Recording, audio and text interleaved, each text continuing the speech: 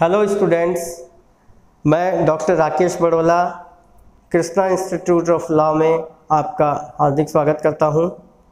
हम भाषा और साहित्य विषय पर अध्ययन कर रहे हैं। पिछले टॉपिक में हमने आदिकाल की विशेषताएं देखी, भक्तिकाल की विशेषताएं देखी, रीतिकाल की विशेषताएं देखी। अब उससे आगे हम चलेंगे, आधुनिक काल की बात हम करेंगे। तो आज के व्याख्यान में हम आधुनिक काल पर बात करते हैं और क्रम को आगे बढ़ाते हैं। आधुनिक काल की प्रेरक स्थितियाँ।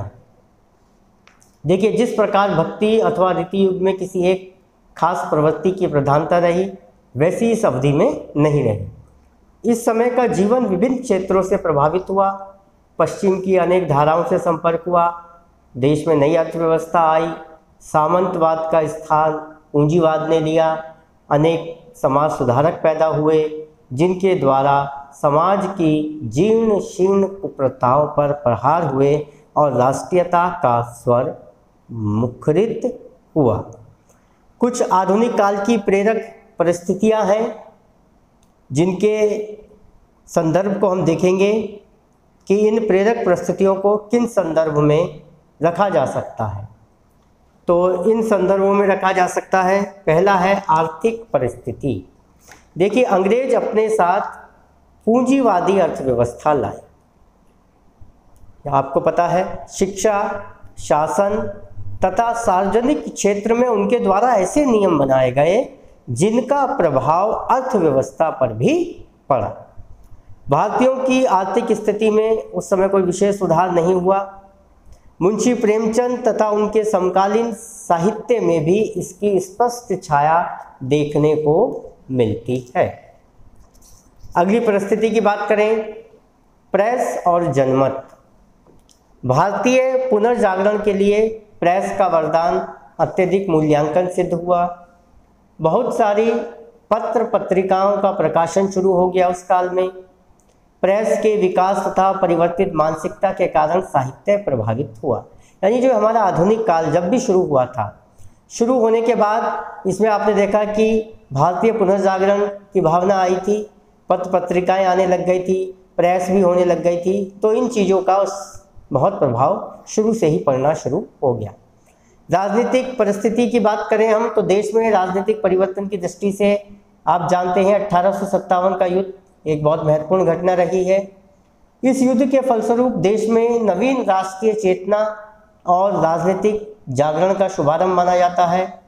इसके बाद इंडियन नेशनल कांग्रेस की स्थापना, बंग भंग आंदोलन, खिलाफत आंदोलन, स्वराज्य पार्टी की स्थापना, द्वितीय महायुद्ध का प्रारंभ, 1942 में भारत छोड़ो आंदोलन, कई अनेक ऐसी घटनाएं हैं जिनसे देश का संपूर्ण जनमानस प्रभावित हुआ। हिंदी साहित्य ने इस नव जागरण और नव राष्ट्रीय चेतना का केवल अनुसरण ही नहीं किया, वरन यह उससे प्रभावित भी हुआ। शिक्षा का पश्चिमीकरण। अंग्रेजों का भारत में जब प्रभुत्व स्थापित हो गया, तो उनके द्वारा घोषित नई शिक्षा प्रणाली, जो ज्ञान विज्ञान उनके माध्यम से उपलब्ध हुआ, उससे देश में एक नई चेतना फैली। पाश्चात्य शिक्षा प्रणाली को विकसित करने में ईसाई मिशन तथा सरकारी प्रयास दोनों ही कार्य कर रहे थे। इस अंग्रेजी शिक्षा प्रणाली के कारण मध्यकालीन धार्मिक रूढ़ियों से मुक्ति का कार्य भी शुरू हुआ। यानी जो पीछे की रूढ़िवादी परंपरा थी, धीरे धीरे उनका समापन होने लग गया। अब आगे हम चलते हैं आधुनिक काल की विशेषताएं। देखिए, आधुनिक काल की बात करें तो इस काल में पहली बार हिंदी साहित्य काव्य के अतिरिक्त गद्य की नवीन विधाओं में प्रभावित होकर युग चेतना का संवाहक बना। भक्ति रस व श्रृंगार रस की प्रधानता रही। नवीन विचारों का समावेश हुआ। इस काल की कविता में अंग्रेजों की साम्राज्यवादी नीति, आर्थिक शोषण, सामाजिक विषमता आदि का स्वर मुखरित होने लगा।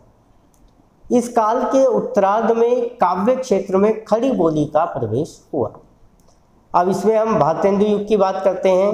तो भारतेंदु युग में हम बात करें तो हम कहें कि सन 1870 से सन 1905 तक यह युग आधुनिक हिंदी साहित्य का प्रवेश द्वार माना जाता है।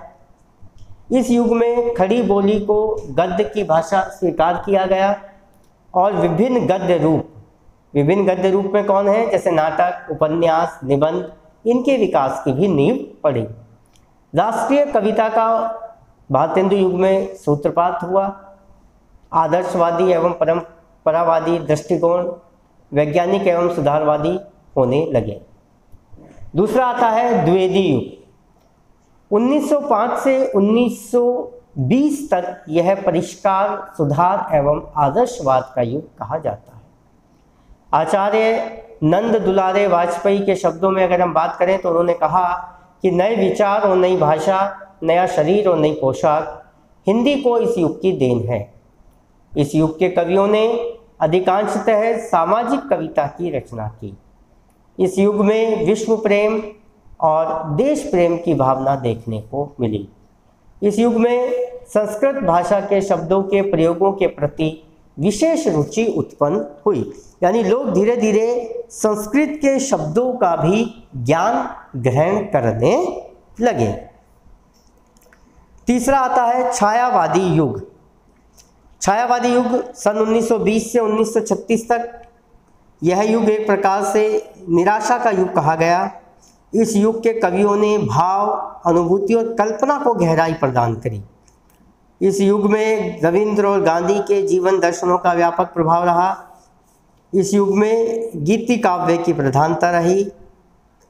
अगला है प्रगति और प्रयोग का युग।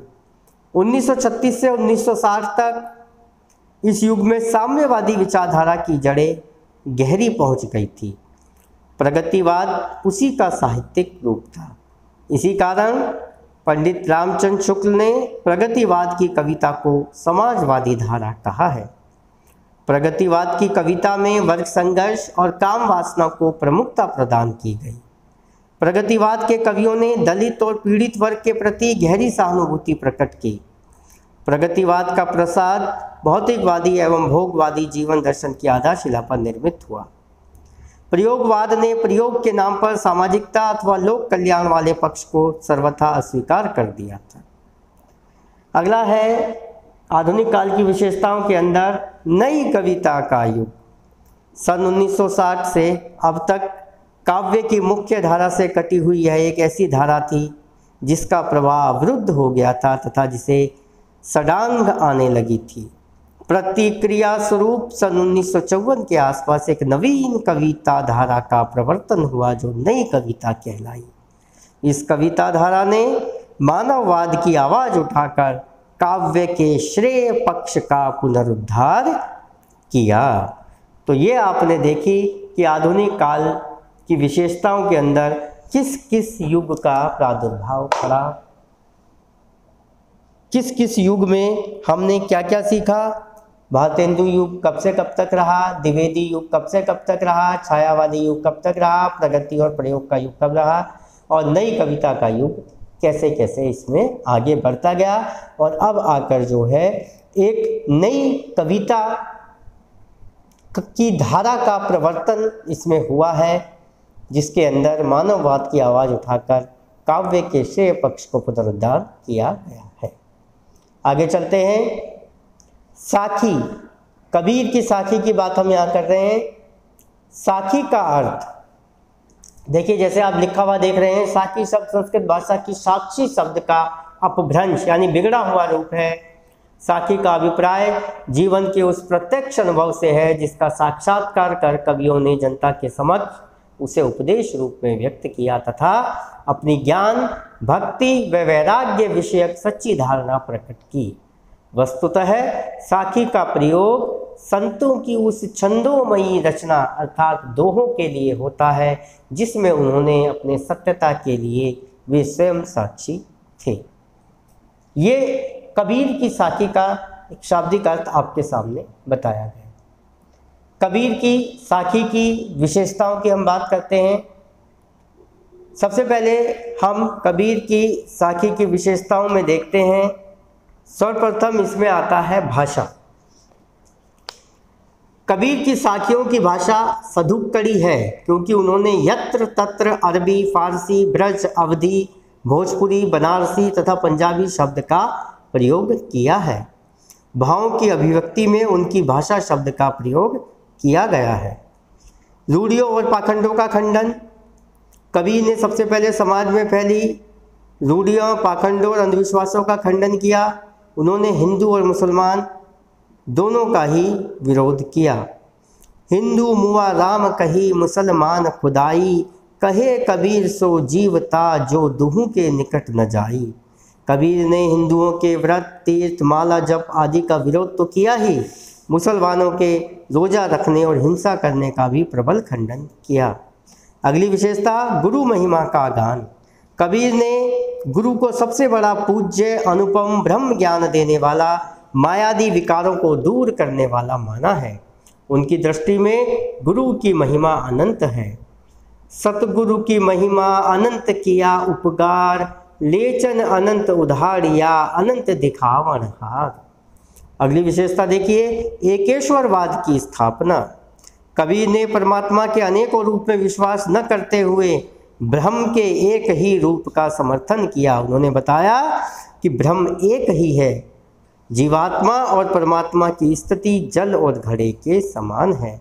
सतगुरु साचा सूखिया, सबद जु बहमा एक, लगत ही में मिल गया, षड्या कलेजे छेक।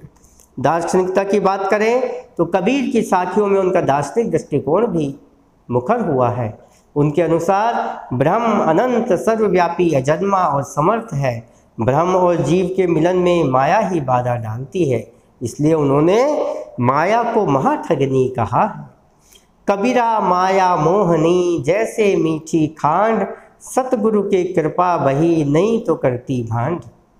अगली विशेषता देखें, व्यंग्यात्मकता। कबीर की साखियों में व्यंग की प्रधानता है। उनके तीखे व्यंग हिंदुओं से लेकर मुसलमानों तक, ब्राह्मणों से लेकर शाक्तों तक, मंदिरों से मस्जिदों तक और सामाजिक रूढ़ियों से लेकर तीर्थ स्थानों तक व्याप्त है। मुंड मुंडाए हरि मिले, तो सब कोई ले मुंडाए, बार बार के मुंडते, भेड़ न बैकुंठ जाए। नारी विरोध। कबीर ने नारी को नरक का द्वार, अवगुणों की खान, ठगनी, विशैली आदि अनेक विशेषणों से विभूषित किया। कबीर कहते हैं, नारी की झाई परत, अंधा होत भुजंग, और कबीरा तिनकी कौन गति, नित नारी के संग। लोक कल्याण की भावना। कबीर की साखी में सर्वत्र लोक कल्याण की भावना विद्यमान है। उन्होंने जो कुछ कहा वो संसार के कल्याण को ध्यान में रखते हुए ही कहा। अगला है प्रतीकात्मकता। कबीर ने साखियों में प्रतीकों का आश्रय लिया है। 3 प्रकार के प्रतीक हैं, दाम्पत्य प्रतीक, सांकेतिक प्रतीक और रूपकात्मक प्रतीक। सबसे अधिक सफलता उन्हें रूपकात्मक प्रतीकों से मिली है। अगली विशेषता की अगर हम बात करें तो अलंकार योजना उनकी अगली विशेषता रही है। कबीर की साखियों में रूपक और उपमा अलंकार का प्रयोग सर्वाधिक और सफलतापूर्वक हुआ है। पानी केरा बुदबुदा, उस मानस की जात, देखत ही छिप जाएगा, त्यों तारा प्रभात। साखियों का महत्व की हम बात करते हैं। साखियों के महत्व को आप उन पॉइंट्सों से देख सकते हैं कि मानव मात्र को शाश्वत लौकिक परलौकिक सत्य से परिचित कराती है। साखी परमात्मा, धर्म, मोक्ष आदि की वास्तविकता बताती है। साखी पाखंडाचार से बचने के लिए कहती है।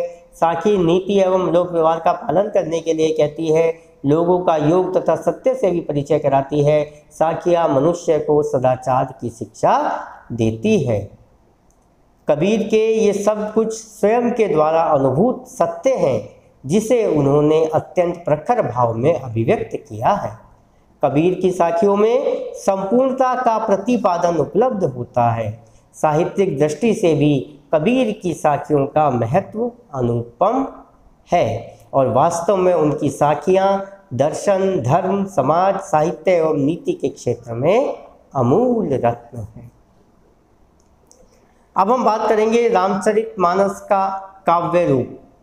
रामचरितमानस के काव्य रूप में सबसे पहले प्रबंध काव्य। प्रबंध से मतलब आप समझ रहे हैं कि अच्छी तरीके से बंधा हुआ। इसके प्रमुख लक्षणों पर हम प्रकाश डालते हैं। जो इसके प्रमुख लक्षण हैं, वस्तु का क्रमबद्ध अध्ययन वर्णन होता है इसमें, काल्पनिक कथाएं, कवि की तटस्थता, कला संबद्धता, सुबद्धता, गहन और विस्तृत रसात्मकता।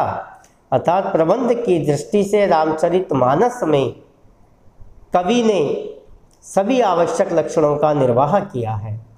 मानस में राम का चरित्र ही प्रमुख वस्तु है, जिसको विभिन्न प्रासंगिक कथाओं और कथा प्रसंगों से वर्णित किया गया है। ये सभी श्रृंखलाबद्ध है।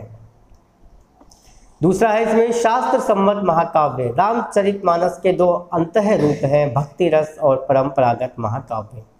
भक्ति रस वह बीज है जो अपनी आवश्यकता के अनुकूल महाकाव्य रूपी वातावरण में विकसित हो गया। पुराण की बात करें, कुछ समीक्षकों ने रामचरितमानस की तात्विक विशेषताओं के आधार पर इसको पुराण या पुराण काव्य भी कहा है। सामान्यतः पुराण का शाब्दिक अर्थ है प्राचीन, जिसके प्रमुख लक्षण हैं सर्ग, प्रतिसर्ग, ऋषि देवादि का वंश विवरण, राजवंशों का आख्यान। यह कवि की नवीनता, मौलिकता या उदारता ही कही जाएगी कि उसने पुराण विषयक लक्षणों का समावेश इस कुशलता से किया है कि मानस का बंध महाकाव्य वाला ही बना रहा। अगला है इसमें चरित काव्य। चरित काव्य शब्द ही लंबे समय तक भ्रम का शिकार बना रहा। प्रमाण तुलसी से पूर्ण इसको कभी चरित्र कहा गया तो कभी कहा कथा और कभी पुराण। मानस का अवलोकन सिद्ध कर देता है कि इसमें चरित्र काव्य के प्राय सभी तत्व तो मिलते ही हैं, स्वयं इसके नाम का पूर्वार्ध रामचरित भी पुष्टि करता है। अर्थात अगर हम इसके निष्कर्ष की बात करें तो रामचरितमानस का काव्य रूप प्रबंधात्मक तो है ही, महाकाव्य, पुराण काव्य और चरित्र काव्य की विभिन्न विशेषताओं से युक्त होकर एक नवीन मिश्रित रूप भी धारण किए हुए जो अधिक महाकाव्य रूप के निकट है। फलतः कह सकते हैं कि यह न केवल चरित्र काव्य है, न केवल पुराण काव्य और न केवल शास्त्रीय महाकाव्य है, वरन इसमें इन तीनों ही प्रकार के काव्यों का समन्वय है, जिससे इसका प्रबंध भी बड़ा है और महाकाव्य भी। सर्वथा नवीन काव्य तो इसने धारण कर ही लिया है। तो प्यारे विद्यार्थियों, आज के इस व्याख्यान को हम यहीं समाप्त करते हैं। आज के व्याख्यान में आपने आधुनिक काल की कुछ विशेषताएं देखी, आपने कबीर की साखी को पढ़ा, कबीर की साखी की विशेषताएं देखी, उनके महत्व को देखा, रामचरितमानस काव्य के बारे में आपने अध्ययन किया। तो मैं डॉक्टर राकेश बड़ोला इस व्याख्यान को यहीं समाप्त करता हूँ। अगले व्याख्यान में फिर आपसे मुलाकात होगी। तब तक जय हिंद, जय भारत।